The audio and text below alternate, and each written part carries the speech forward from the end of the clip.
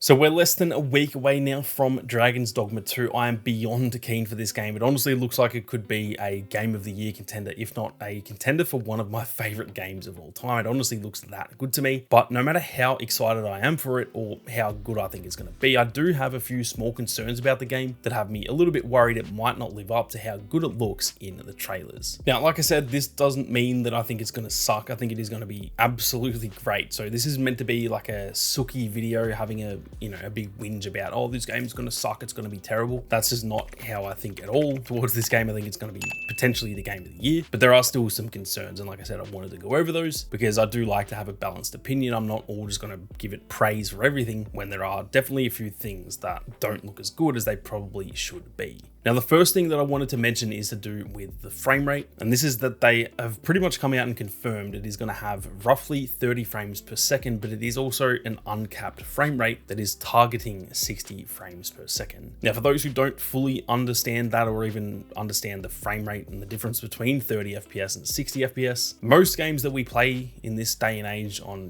next gen consoles or current gen consoles, I guess you'd call them now, generally most of the games we play, they are all at roughly 60 frames per second, with the occasional game at 30 FPS, like for example last year we had Starfield that was at 30 frames per second. Now, for me personally, as I'd imagine it goes with everyone, I prefer 60 frames per second. The more frames, the better the game looks. It just feels nice and smooth, and I think everyone kind of wants that. But for me personally as well, I am completely okay with 30 frames per second. Starfield for me was, I know not everyone agrees with this, but it was actually a really, really solid game as far as I'm concerned. And that, like I said, was at 30 frames per second. So I'm completely okay with that. The part that is the issue for me is that they've said it is uncapped and it is actually going to be targeting 60 frames per second, even though most of the time it will be at roughly 30 frames per second. Now, the issue that can cause is that it's going to make the game feel very choppy. It's going to make it feel like when you're in combat, for example, it's going really slow and dropping frames compared to when you're just wandering around in a forest, for example. It's going to be at,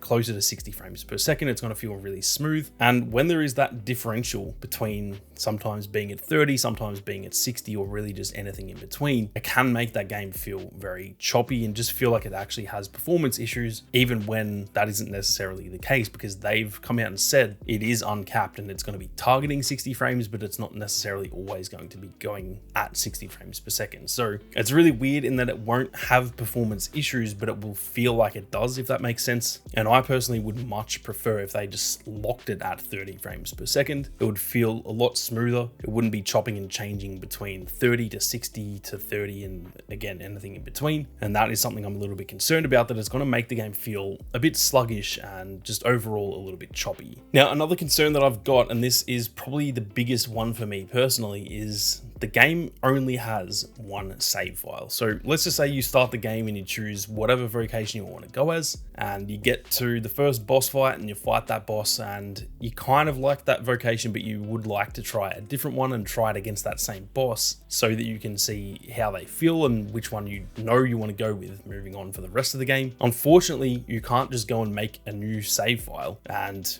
play that first hour or two of the game again. You can only do that if you delete the current save that you're using. And therefore, if you do that and you go and, maybe you started as the fighter, you get past that first boss, then you go and restart and play as the archer. Well, if you want to go back to the fighter, guess what? You've got to then delete that one as well and start again for the third time. So this one is very frustrating to me. I don't fully understand why they would do that. Now, I've heard some people say that because obviously you get to create a pawn who can then be used by other players in the community, they are potentially doing this to kind of stop too many pawns being created, because obviously if everyone just made 100 save files and therefore 100 pawns, there'd be so many millions of freaking pawns in their server system, which would ultimately just be very costly for Capcom. So I'd imagine that's why they have done this, pretty much just limiting every single player to only having one pawn. Now, I do understand that, but I wish that they could have just made, unlimited save files, but you can only have one pawn at a time or something like that. That would be the best way around this, because I know for me, I would love to have multiple save files where I can try out a lot of those different vocations early on. Yes, I know we can change them at any point throughout the game, but I'd imagine that will only unlock unlock after a few hours once we've actually met the Vocation Guild Masters and stuff like that. Or for example, as a content creator, let's just say I want to go back and for whatever reason get more footage of that first boss fight. Well, I can't do that unless I delete the current save that I have, which could potentially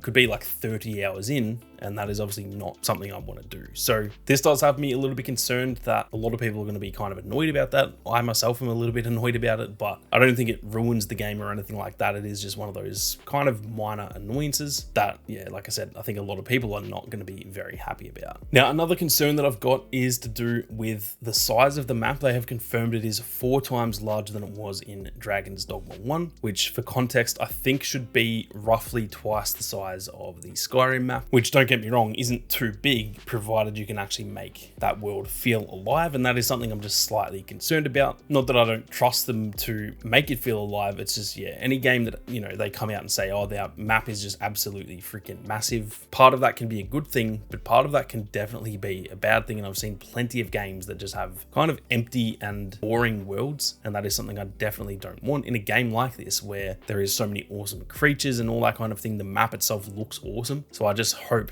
that it isn't too empty and therefore too boring. Now, the last concern that I've got, which is kind of a trivial one, but it can also be pretty frustrating when this has happened in other games. This is to do with the classes or the vocations. And I'm kind of concerned that there's going to be some really OP vocations, which isn't that big of a deal because it's not a multiplayer game. I don't really care if someone's using an OP class. It doesn't affect me at all, and therefore I don't care about it. But often in single player games, I remember this kind of with Elden Ring, that they would often then nerf those classes. And in that game, it was even worse, because if you had sunk however many skill points and stuff into that playstyle, and then they just come along and nerf that certain weapon or that, you know, that specific playstyle, it was very, very frustrating. And you almost felt like you'd just been building towards, you know, growing your character and making this awesome build, and they come along and just nerf the shit out of it. And then at that point, you feel completely useless. And, you know, depending on the game, you can't sometimes get those skill points back and change to a different playstyle. Now, luckily, that is not the case in Dragon's Dogma 2. We know that we can change vocation whenever we want, so I don't think this should be too bad. It would definitely be absolutely terrible if we couldn't change vocations and, you know, you were 40 hours into a playstyle with a specific, let's just say a mage build, and they came along and just absolutely nerfed the mages into the ground. At that point, it would just be like, well, what's the point in even playing? Because I've just spent all these hours getting skill points, putting them into this playstyle, and now that is kind of no longer viable. So it could be a lot worse. Luckily, that shouldn't be too much of an issue, but it can still be an issue if we constantly have to change our vocation, because some people aren't going to want to change. For example, let's just say the archer classes are really good, and then they nerf both the regular archer and the magic archer. Well, a lot of people aren't going to want to change to a more melee focused vocation, and therefore those people just have to put up with playing as a kind of nerfed vocation just so that they can play as the class that they want. So that's something I'm a little bit concerned about. They have pretty much all the people who, you know, got to play the game early, they have all kind of said that the magic archer was just absolutely overpowered, which, don't get me wrong, is awesome. But now I'm kind of hesitant to play as the magic archer, because all that's going to mean is that 2 weeks into the game, they are 100% going to come along and nerf that. And that is just really frustrating. It makes me kind of not want to play as that class, because what if I really, really like it and then they come along and nerf the shit out of it? And then I've got to go, well, damn it, I've got to go play a different vocation that maybe I didn't want to play as. So hopefully it's not too bad. Hopefully they can just nerf them to the point they are balanced but not completely useless. But from my experience with all the other open world RPGs that have that problem, that is generally not the case. So anyway, those are some of my biggest concerns when it comes to Dragon's Dogma 2. Again, I don't think these are going to make the game suck or anything like that. I genuinely think this game will be top 3-4 game of the year. It looks that good to me, but these are just simply some areas that sound like they could be improved upon a little bit, I guess, and I wanted to bring those to your attention. With that being said, thank you all very much for watching. You guys have a great day, and I'll catch you all in the next one.